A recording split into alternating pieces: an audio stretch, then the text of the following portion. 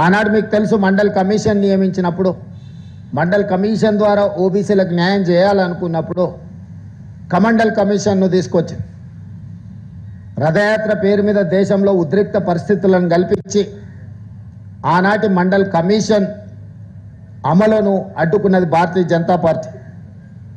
ఆ తర్వాత డాక్టర్ మన్మోహన్ సింగ్ గారు ప్రధానమంత్రిగా ఉన్నప్పుడు యూపీఏ చైర్పర్సన్గా శ్రీమతి సోనియా గాంధీ గారు ఉన్నప్పుడు ఐఐటి ఐఐఎం సెంట్రల్ యూనివర్సిటీలలో బీసీ రిజర్వేషన్లు లేవు, ఖచ్చితంగా అమలు చేయాలి అని నిర్ణయం తీసుకున్నప్పుడు బీజేపీ యూత్ ఫర్ ఈక్వాలిటీ పేరు మీద ఆనాడు ఆ రిజర్వేషన్లను కూడా అడ్డుకున్నారు. కానీ మన్మోహన్ సింగ్ శ్రీమతి సోనియా గాంధీ గారు ఐఐటి ఐఐఎం సెంట్రల్ యూనివర్సిటీల్లో ఓబీసీ రిజర్వేషన్లు అమలు చేయడం ద్వారా ఆనాడు అండగా నిలబడ్డారు. ఆ రోజు కూడా కుటిల నీతిని భారతీయ జనతా పార్టీ ప్రదర్శించింది. ఈనాడు మేము మొదలుపెట్టిన ఓబీసీ రిజర్వేషన్ల పెంపును 42% ఎట్లయినా అడ్డుకోవాలి అని బీసీ ద్రోహులుగా ఉన్న బీజేపీ ఈరోజు ముస్లింలకు స్థానిక సంస్థలలో రిజర్వేషన్లు ఇస్తున్నారని ఒక వితండవాదం చేస్తున్నారు. మేము పంపించిన బిల్లులను మీరు చూడండి, ఎక్కడైనా ఏదైనా మతానికో ఏదైనా కులానికో ప్రత్యేకమైన రిజర్వేషన్ ఉన్నదా? స్థానిక సంస్థల్లో 42% ఎన్ బ్లాక్గా ఎస్సీ రిజర్వేషన్లు కానీ ఎస్టీ రిజర్వేషన్లు కానీ ఓబీసీ రిజర్వేషన్లు కానీ ఎన్ బ్లాక్గా కేటాయించడం జరుగుద్ది.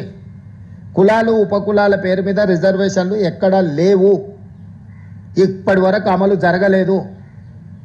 ఎస్సీ ఎస్టీ ఓబీసీ రిజర్వేషన్లు ఎన్ బ్లాక్గా వాళ్ళ జనాభా దామాషా ప్రకారం ఎస్సీ ఎస్టీలకు రిజర్వేషన్లు అమలు చేయడం, ఓబీసీలకు గతంలో చంద్రశేఖరరావు గారు మేము 34% ఇస్తే ఆయన 23%కి తగ్గించి కుదించి ఎన్ బ్లాక్గా 23% రిజర్వేషన్లు అమలు చేసాడు. ఈరోజు యాజ్ ఇట్ ఈజ్గా 42% ఎన్ బ్లాక్ రిజర్వేషన్లు ఇవ్వాలి ఓబీసీలకు అని మాత్రమే చట్టంలో ఉంది. కానీ దురదృష్టవశాత్తు కేంద్ర మంత్రి కిషన్ రెడ్డి గారు, బండి సంజయ్ గారు వారు చట్టాన్ని చదివినరా చదవలేదా, లేకపోతే రాజకీయ ప్రేరేపితమైన ఆలోచనలతోని చదవకుండానే కళ్ళు మూసుకొని మాట్లాడుతున్నారా నాకు తెలీదు. ఈరోజు మీరు ముస్లింలకు రిజర్వేషన్లు ఇస్తున్నారు కాబట్టి మేము 42% అడ్డుకుంటున్నాము అని వితండవాదం చేస్తున్నారు. అందుకే నేను సూటిగా అడిగిన 2017లో రాజస్థాన్ నుంచి ఒక అబ్దుల్ సత్తార్ అని యూపీఎస్సీలో ఒక వెనుకబడిన ముస్లిం జాతి అయిన ఓబీసీ రిజర్వేషన్లో ఐఏఎస్ సాధించిండు. అదేవిధంగా 1971 నుంచి నూర్ భాష కానీ దూదేకుల కానీ ఇతర వివిధ వృత్తులను చేపట్టే ముస్లింలకు చట్టంలోనే రిజర్వేషన్లు ఉన్నాయి. ఆ రిజర్వేషన్లు మహారాష్ట్రలో ఆర్ఎస్ఎస్ కేంద్ర కార్యాలయంలో మహారాష్ట్రలో ఉన్నాయి, నరేంద్ర మోడీ జన్మించిన గుజరాత్లో ఉన్నాయి, నరేంద్ర మోడీ ప్రాతినిధ్యం వహిస్తున్న ఉత్తరప్రదేశ్లో ఉన్నాయి.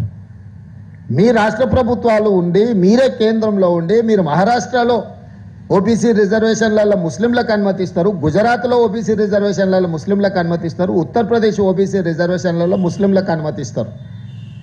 నరేంద్ర మోడీ గారు ఒక అడుగు ముందుకేసి ఆయన ఇంటర్వ్యూలోనే చెప్పాడు, నేను ముఖ్యమంత్రి అయిన తర్వాత గుజరాత్లో రిజర్వేషన్లు పెంచడమే కాదు ముస్లింలకు బీసీ రిజర్వేషన్లు ఇచ్చిన నేను అని నరేంద్ర మోడీ గారు స్వయంగా చెప్పారు.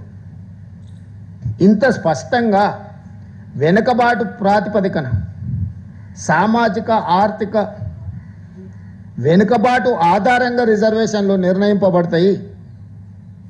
మతాల ప్రాతిపదికన రిజర్వేషన్లు రాజ్యాంగంలోనే లేదు, మేము అలాంటి రిజర్వేషన్లు చేయలేదు అని మేము చెప్తుంటే లేదు మీరు ముస్లింలకు రిజర్వేషన్లు ఇస్తున్నాం కాబట్టి మేము అడ్డుకుంటున్నాం అంటున్నారు. ఓబీసీలు అంత అమాయకులేం కాదు, వాళ్ళు చట్టం చదువుకురు, వాళ్ళు జడ్జులైనరు, వాళ్ళు న్యాయవాదులైనరు, వాళ్ళకు సామాజిక స్పృహ ఉన్నది.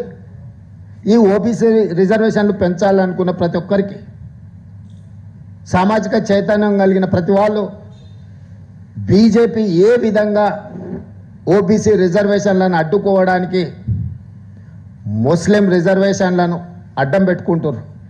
ఇది బీజేపీ అడ్డుకోవడానికి చేస్తున్న ప్రయత్నం. ఇక బీఆర్ఎస్ సికండి పాత్ర పోషిస్తుంది. ఎట్లయినా కాంగ్రెస్ని దెబ్బతీయాలి కాబట్టి మేము బీజేపీతోనే అంటగాగుతాము,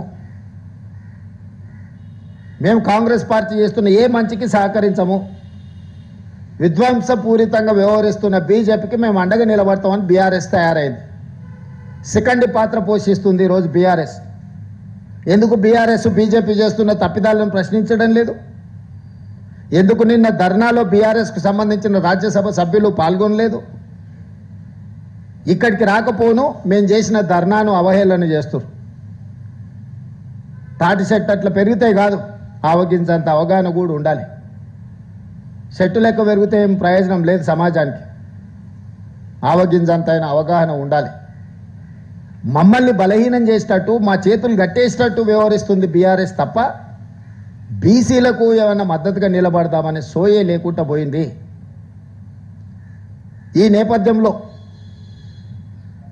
బీజేపీ బీఆర్ఎస్ ఏ విధంగా అడ్డుకుంటుండ్రో, ఏ విధంగా బీసీ రిజర్వేషన్లను 50% మించకూడదు అని చట్టం చేయడం ద్వారా బీఆర్ఎస్, 42% బిల్లులను ఆమోదించకుండా బీజేపీ, వీళ్ళిద్దరూ బీసీ ద్రోహులుగా, బీసీ వ్యతిరేకులుగా తెలంగాణ సమాజం భావిస్తుంది.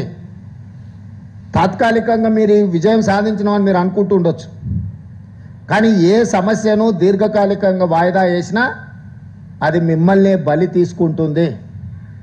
ఇప్పటికైనా తక్షణమే ఈ బిల్లులను, ఈ ఆర్డినెన్స్ను ఆమోదించాలి. నరేంద్ర మోడీ గారు సూచించాలి. మేము కూడా విజ్ఞప్తి చేస్తున్నాం, మీరు చెయ్యండి. మేమందరం కలిసి వచ్చి ఇక్కడికి వచ్చింది చిత్తశుద్ధితో 42% ఓబీసీ రిజర్వేషన్లు సాధించడానికి ఈరోజు ఢిల్లీకి వచ్చినాము. 3 రోజులు ఇక్కడ ప్రయత్నం చేసినాము. కానీ కేంద్ర ప్రభుత్వం వైపు నుంచి ఏమాత్రం కూడా సహకారం అందడం లేదు. బీఆర్ఎస్ వాళ్ళు పరోక్షంగా నైతిక మద్దతు కూడా బీసీలకు ఇవ్వడం లేదు. వీళ్ళిద్దరు చేస్తున్న దుర్మార్గమైన చర్యల్ని తెలంగాణ సమాజం గమనిస్తుంది. ఖచ్చితంగా క్షేత్రస్థాయిలో వీళ్ళకు గుణపాఠం చెప్పే విధంగా, వీళ్ళు చేస్తున్న తప్పుడు నిర్ణయాలను ప్రశ్నించే విధంగా కాంగ్రెస్ భవిష్యత్ కార్యాచరణ తీసుకుంటుంది.